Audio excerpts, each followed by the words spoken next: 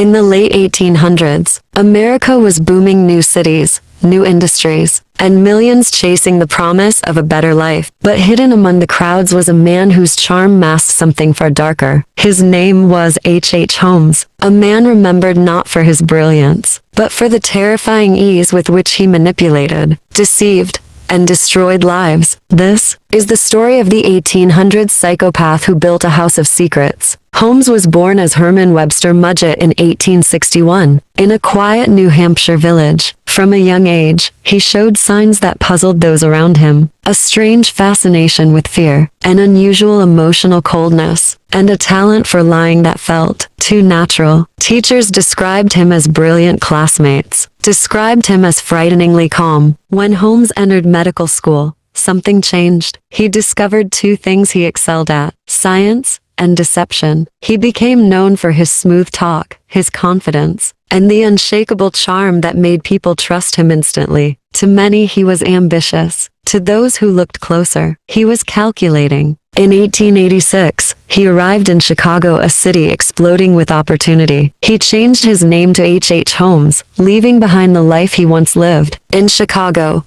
Holmes became a master businessman. He opened a pharmacy, convinced investors to support him, and gained a reputation as a respectable gentleman. But behind the scenes, he was weaving a web of fraud, manipulation, and secrets. Holmes purchased a large property and began constructing a building that would later become known as the Murder Castle, though the real terror lay not in violence, but in the bizarre, confusing design. The building had rooms that led nowhere, staircases that ended in walls, doors that locked only from the outside, and hidden spaces only Holmes understood. Workers came and went, rarely finishing the job. Holmes fired them before they understood what they were building. It was a house designed by a mind obsessed with control. In 1893, the Chicago World's Fair brought thousands of visitors from across the world. To Holmes, this was an opportunity. He offered cheap lodging to travelers, hired new employees, and expanded his operations. His charm was unmatched.